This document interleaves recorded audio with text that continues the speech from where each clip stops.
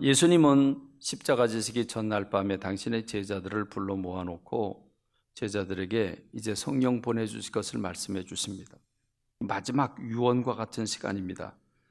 마지막 만찬을 하고 그리고 제자들의 발을 닦아주신 다음에 제자들을 불러 모아놓고 이제 곧 십자가 지실 것과 주님이 죽으시고 부활하실 것을 염두에 두면서 마지막 살아계시는 동안에 제자들에게 주시고 싶은 마지막 말씀을 주시게 되는데 그 말씀이 요한복음 14장부터 16장의 말씀이고 이 말씀의 주제는 한마디로 말하면 성령님입니다. 이제 내가 떠나가고 나 대신 성령님을 보내줄 거다라고 얘기를 하십니다. 근데 이 성령님을 가리켜서 예수님은 또 다른 보혜사라고 이렇게 밝혀주고 계시죠. 요한복음 14장 16절에 보면 내가 아버지께 구하겠으니 그가 또 다른 보혜사를 너희에게 주사 영원토록 너희와 함께 있게 하겠다 그랬습니다. 자, 또 다른 보혜사라고 그랬습니다.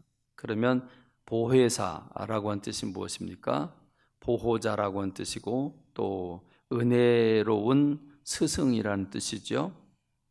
보호자가 되고 스승이 되시는 은혜로우신 분, 그분이 보혜사입니다.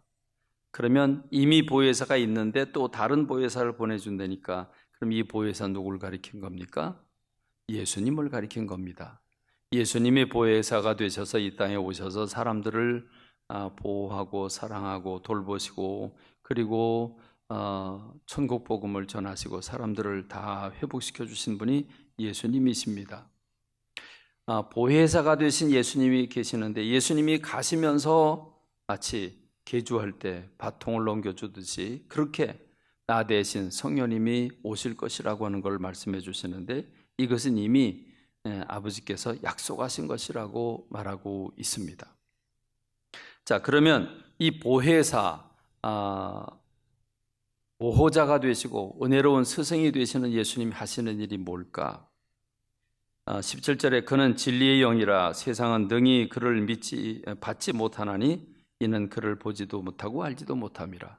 이 성령님이 이 땅에 오셔서 우리를 진리로 이끌어 주시는 영이 될 것이라고 말씀하십니다. 진리로 이끌어 줍니다. 거짓이 아니고 가짜가 아니고 진리와 참으로 우리를 인도하실 분이 성령님이십니다. 그리고 놀랍게도 진리로 인도하시는데 어떻게 인도하시냐면 우리 안에 각 사람 안에 들어오셔서 그 사람 안에 사시면서 사람들을 도우시고 가르쳐 주시고 인도하신 분이라고 말씀하고 있습니다. 그러나 너희는 그를 아나니 그는 너희와 함께 거하시며 또 너희 속에 계시겠음이라. 그날에는 내가 아버지 안에 너희가 내 안에 내가 너희 안에 있는 것을 너희가 알리라 그랬습니다. 성령님이 우리 안, 각 사람 안에, 심령 안에 계시면서 가르쳐 주시고 진리로 인도하고 예수님이 하신 말씀들을 생각나게 하시는 분이 성령님이라고 했습니다.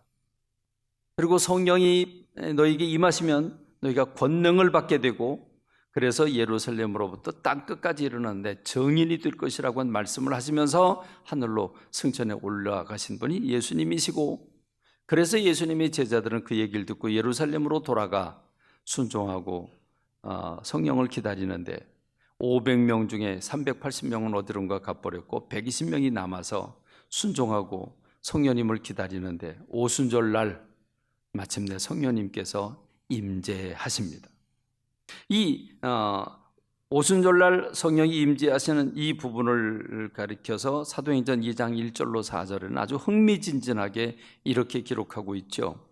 오순절 날이 이미 이름에 그들이 다 같이 한 곳에 모였더니 호련히 하늘로부터 급하고 강한 바람 같은 소리가 있어 그들이 앉은 온 집에 가득하며 마치 불의 혀처럼 갈라지는 것들이 그들에게 보여 각 사람 위에 하나씩 임하여 있더니 그들이 다 성령의 충만함을 받고 성령이 말하게 하심을 따라 다른 언어들로 말하기를 시작하니라 그랬습니다. 여러분 성령님이 어떻게 임하셨는가 봤더니 호련히 임하셨다고 그럽니다. 이 호련히라고 하는 것은 신비한 방법으로 임하셨다는 거죠. 우리 눈에 보는 것처럼 공이 날아가는 걸 보고 사람이 가는 걸 보는 것처럼 사람이 이렇게 내려오는 것이 아니라 호련히 그랬습니다. 신비적인 방법으로 두 가지 방법으로 임했는데, 하나는 하늘로부터 급하고 강한 바람 같은 소리가 있어. 바람이 아니고 바람 같은입니다. 그러니까 급하고 강한 바람 같은 소리가 있어 그들 온 집에 가득했다. 첫째는 바람같이 임하셨다. 두 번째는 마치 불의 혀처럼 갈라지는 것들, 불이 활활 타오를 때 그 불의 끝부분을 보면 이렇게 뱀의 혀가 들락날락 하는 것처럼 그렇게 춤을 추지 않습니까? 그러니까 활활 타오르는 불덩어리, 그것이 그들에게 보여 각 사람 위에 하나씩 임하여 있더니 그들이 다 성령의 충만함을 받았다. 그래서 하나는 바람처럼 임하고 하나는 불처럼 임했습니다. 그런데 여러분, 지금 부는 바람은 솔솔 부는 바람이 아니고요, 급하고 강한 바람이에요. 급하고 강한 바람. 사실은 어제 그저께 바람이 좀 세게 불었어요. 돌풍도 있었어요. 그래가지고 제 방문을 열어놨는데 안에 있는 서류들이 막 날아갈 정도로, 그렇게 방 안인데도 불구하고 그랬어요. 그래서 문을 닫았더니 이 문이 이렇게 꼭 안 잠기고 그냥 밀어도 열리는 쇠문인데 문이 저절로 열려요. 저절로. 바람이 그렇게 셌어요. 그래서 그 다음날 토요일 날 12시, 1시 보니까 이게 금요일보다도 바람이 더 세게 분대요. 그래서 큰일 났다, 이거 걱정된다. 그렇게 참 걱정을 했는데, 지나간 날 생각해 보니까 하나님이 제가 하고자 하는 모든 일에 순탄하게 하셨지, 이렇게 바람이 불어서 돌풍이 불어가지고 막 이게 난리 칠 거는 아닐 것이다. 그냥 막연하게 하나님이 그렇게 해주실 것이라고 한 믿음을 가졌는데, 정말 하나님이 아주 은혜롭게 날씨를 주셔서 잘 치렀습니다만은, 여러분, 지금 이 바람은 급하고 강한 바람이에요. 제 생애 동안에도 제 눈으로 보진 못했지만 저 남산 일대에 이만큼 두꺼운 나무들이 뚝뚝 부러진, 허리가 중간에 뚝뚝 부러진 것들을 많이 제가 나중에 봤습니다. 그걸 보면서 와, 바람이 얼마나 세면 이 두꺼운 나무가 저렇게 부러질까 싶었습니다. 여러분, 그래도 우리나라는 그런 바람이 없는데 저 미국에는 못된 사람들이 살아서 그런지 바람이 부는데 집을 날려버리고 자동차를 날려버리잖아요. 이게 뭐 한두 대가 아니고 자동차가 막 하늘로 올라가고 막 이러잖아요. 여러분 한번 상상해 보시죠. 그 바람이 지금 여기 분다고 생각해 봐요. 이 안에. 그 바람이 이 안에 있다고 그러면 우리가 지금 어떻게 될까요, 이게? 이 의자가 어떻게 되고 우리 사람들이 어떻게 되겠습니까? 난리가 날 겁니다. 이게 날아가고 막 부서지고 뒤집어지고 이렇게 되지 않겠습니까? 불은 어떻습니까? 불의 혀처럼 갈라져 활활 타오르는 불이, 여러분 그들 머리 위에 이마에 있었다고 그랬는데, 활활 타는 불, 이건 못 막습니다. 누가 막겠습니까? 못 막습니다. 그 불이 지나간 자리는 남는 게 아무것도 없죠. 그렇습니다. 여러분, 지금 성령님이 신비스럽게 임했는데, 바람같이 불같이 임했는데, 그게 어떻게 다 부서지고 태워지고 날아가고 뒤집어지고, 여러분, 이렇게 그들이 모인 자리가 이렇게 됐다는 겁니다. 여러분, 이게 무슨 말입니까? 이게요, 세상이 다 깨졌다는 말입니다. 세상이 다 부서졌다는 말입니다. 세상이 다 뒤집어졌다는 말입니다. 그러니까 이걸 우리가 영적으로 표현하면 베드로와 120명이 가진 지금까지 살아왔던 삶의 패턴, 그들이 가졌던 생각, 그들이 가졌던 감정, 의지 다 부서뜨렸다는 말입니다. 지금까지 배웠던 모든 것들 다 부서뜨리고, 그들이 가진 생각들 다 부서뜨리고, 성령의 바람이, 성령의 불이 확 훑고 지나갔어요. 그러니까 그들이 어떻게 됐어요? 그들이 모든 육신적인 것들이, 세상적인 것들이, 지금까지 배우고 듣고 경험한 모든 습관들이 다 사라져 버렸습니다. 그리고 딴 세상이 됐어요. 다른 사람들이 됐어요. 성령님께 붙들린 사람들이 됐다는 말입니다. 여러분, 이게 오순절 다락방에 임한 성령님의 임재입니다. 성령님의 임재. 여기 지금 급하고 강한 바람이, 여기 불덩어리가 활활 타온 불이 가득 차 있다면 여러분 어떻게 되겠습니까? 다 타버리고 다 없어져 버리고 부서지고 하지 않겠습니까? 이게 영적으로 이런 일이 일어난다면 어떻게 되겠습니까? 그렇습니다. 저는 사울 왕이 왕으로서 부름을 받고 기름 부음 받을 때 변하여 새 사람이 되리라 그랬습니다. 그것은 하나님의 영, 성령님이 그에게 임하게 되므로 새 사람이 될 거라고 말씀하고 있습니다. 그렇습니다. 이게 예수님을 믿는 사람들에게서 일어나는 특징이라고 하는 것입니다. 그래서 베드로와 제자들이 어떻게 변했습니까? 그 다음에 보여주는 게 사도행전 3장에서 일어나는 사건입니다. 지금 사도행전 2장에서 성령 충만을 받았고, 사도행전 3장에서 그 성령 받은 베드로와 요한을 통해서 어떤 일이 벌어지고 있는가? 그들은 성전에 기도하러 갑니다. 그런데 성전에 그 입구에, 성전 미문 입구에 누가 있냐면 태어나면서부터 걷지 못하는 장애인이 있습니다. 그 장애인은 걷지 못하니까 사람들이 그를 둘러쳐엎고 그 성전 미문에다 갖다 놓고, 그리고 저녁이 되면 데리러 옵니다. 그럼 하루 종일 뭐 하라는 거예요? 구걸을 하라는 거예요. 그래서 성전에 들어가는 사람들에게 구걸을 합니다. 지금 베드로와 요한이 성전에 들어가는데 구걸하는 사람이 눈에 보입니다. 그래서 그를 보는 순간 마음이 찐해지죠. 이 성령 충만 받고 난 이 베드로와 요한의 마음에 감동이 왔습니다. 그래서 베드로와 요한과 더불어 주목하여 이르되 그랬습니다. 그를 집중적으로 바라보면서 우리를 봐라 그럽니다.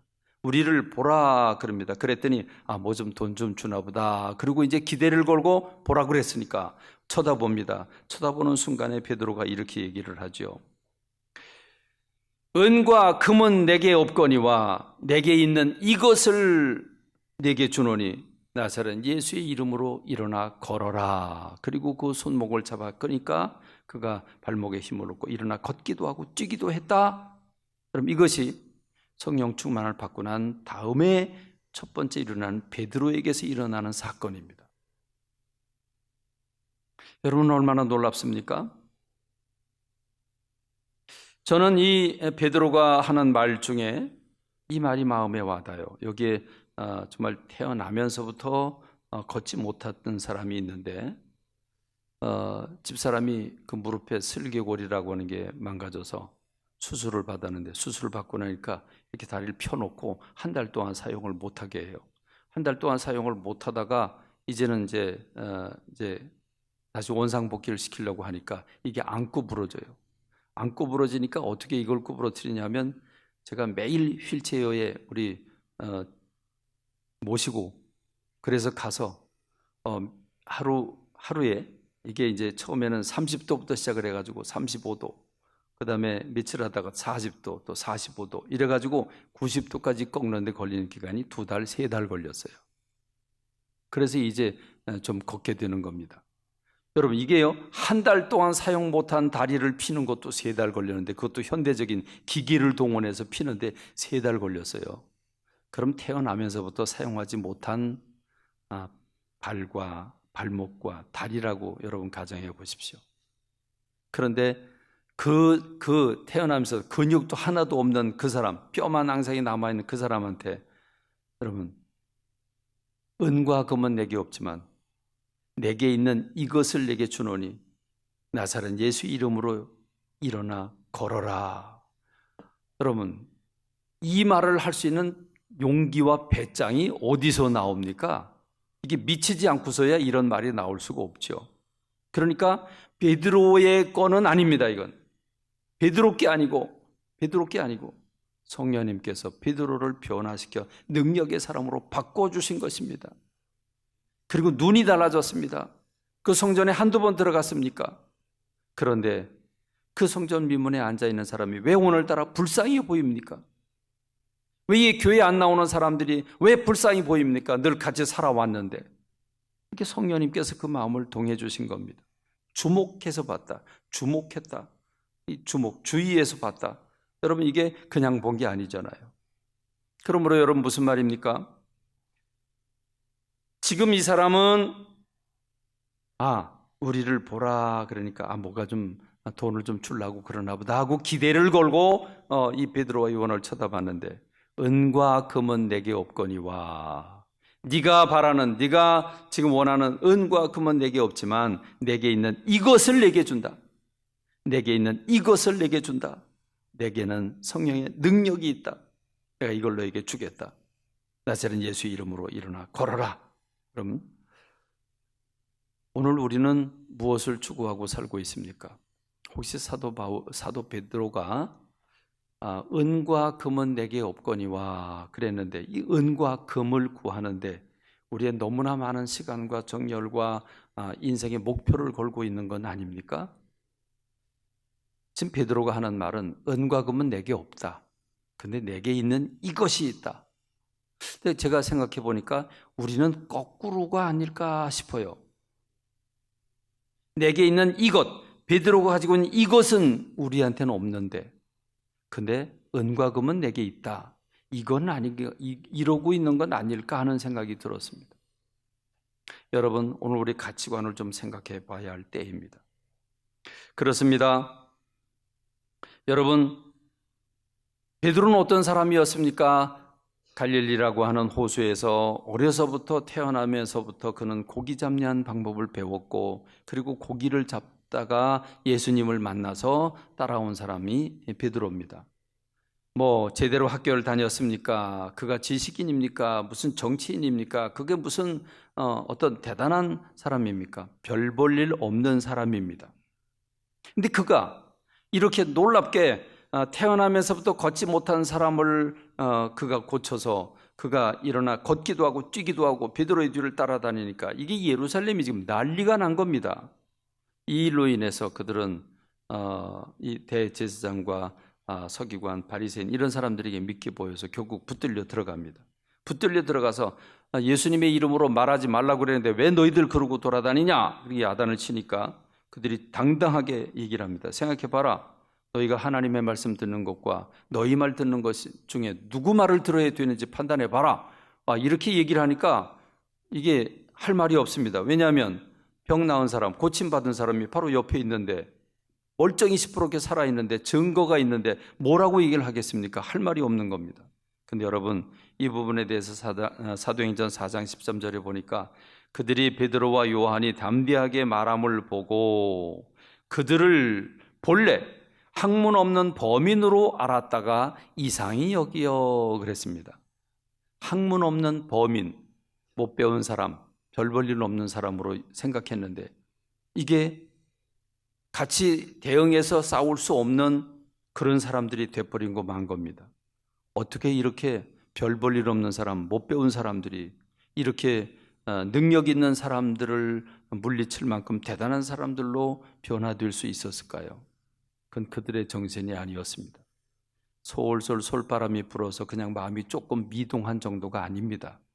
그들은 성령의 강력한 바람에 성령의 강력한 불에 완전히 거듭나 새 사람이 되어서 능력의 사람으로 그들을 대응하게 되니까 그들이 감당하지 못하게 된 겁니다. 그렇습니다. 여러분, 오늘 정리를 해봅니다. 오늘 말씀의 핵심 무엇입니까? 예수님께서 나는 너희들을 떠나가지만 나 대신 보내주는 보혜사 성령을 받아라. 이 보혜사 되신 성령은 너희들을 하나님의 말씀을 가르쳐주고 하나님의 뜻을 가르쳐주고 예수님이 하신 말씀을 생각나게 하고 그리고 너희들을 이 진리로 인도하실 것이다. 그런데 그분은 너희 안에 계셔서 너희와 함께 살아서 너희들을 떠나지 않으면서 너희들과 함께 계시면서 너희들이 성령님의 너희들을 도우신 분이다라고 말씀을 하십니다. 그러니까 너희들은 이 성령을 받기 전에 아무것도 하지 말고 어디든지 가지 마라. 그래서 그들이 순종하다가 오순절 다락방에서 이 성령을 받고 나니까 베드로가 나가 설교하니까 3,000명이 회개하고 5,000명이 회개하고 돌아오고 안질뱅이를 보고 긍휼히 여기는 마음을 가지니까 그가 고침을 받고 하나님의 영광을 드러내는 사람이 된 것입니다. 그런데 여러분 너무 절망하지 마십시오. 여러분이 지금 오늘 여기 앉아서 예배자로 주님 앞에 서게 되었다는 것은 성령님이 이미 여러분 심령 안에 들어가 여러분의 마음을 바꿔주셔서 영의 눈을 열게 하시고 영의 귀를 열게 하셔서 여러분이 하나님이 살아계신 것을 믿게 하시고 예수 그리스도가 여러분의 죄를 사해 주시고 여러분을 천국 백성으로 삼아주셨다고 하는 것을 믿게 된 겁니다. 여러분, 성령님이 없이는 여러분이 하나님을 믿을 수가 없습니다. 생각해 보십시오. 눈에 보이지 않는 분을 어떻게 믿습니까? 그분이 우주 만물을 창조했다는 걸 어떻게 믿을 수 있습니까? 처녀가 아기를 낳았다는 걸 어떻게 믿습니까? 미친놈이지요. 여러분, 그가 죽은 사람을 살렸고 그리고 그 앞에 어떤 병자도 고침받지 못한 사람이 한 사람도 없고 보리떡 2개와 물고기 5마리로 5,000명이 먹고 그 부스러기에 12강줄기가 남았다. 여러분, 동화도 이런 동화가 없고 소설도 이런 소설이 없지요. 그런 분을 여러분이 믿고 있는 겁니다. 어떻게 하나님은 살아계시고 예수 그리스도가 나를 위해 죽으셨고 나를 위해서 천국을 예비해 주셨다는 거 여러분 믿으십니까? 이건 맨정신으로 못 믿어요. 과학적으로 못 믿고 의학적으로 못 믿고 상식적으로 못 믿고 경험적으로 못 믿어요. 그럼 어떻게 믿게 됐습니까? 성령님이 여러분 심령 안에 들어가 여러분의 마음을 어루만져 영의 눈을 열게 하시고 영의 귀를 열게 하셔서 믿게 하시고 들리게 하신 것입니다. 믿으십니까? 여기까지는 솔솔바람이에요. 솔바람이 여러분의 마음을 어루만져 주셔서 믿음의 눈을 열게 하셨어요. 도저히 믿을 수 없는 거 믿게 하셨고 하나님의 나라를 바라보게 하셨어요. 근데 여기서 끝내면 안 됩니다. 급하고 강한 바람, 성령의 뜨거운 불, 활활 타오르는 불, 여기에 우리가 몸을 담궈야 우리가 변화되어 능력의 사람으로 일어날 수 있다는 겁니다. 여러분, 다스려지십니까? 죄가 다스려지고 잘못된 습관이 다스려지고 여러분 꿈과 비전을 이룰 만큼 여러분 강하게 여러분 다 다스리며 살고 있습니까? 안 되지 않습니까? 그러므로 여러분, 우리의 유일한 희망은 성령의 강한 바람, 성령의 뜨거운 불을, 그래서 성령 세례를 받고 성령의 충만함을 받는 것이 오늘 저와 여러분 믿는 사람들의 삶의 목표가 되어야 되는 줄로 믿습니다. 여러분이 성령 받기 전엔 아무것도 하지 마라. 주님이 솔솔 바람 정도를 얘기하신 게 아닙니다.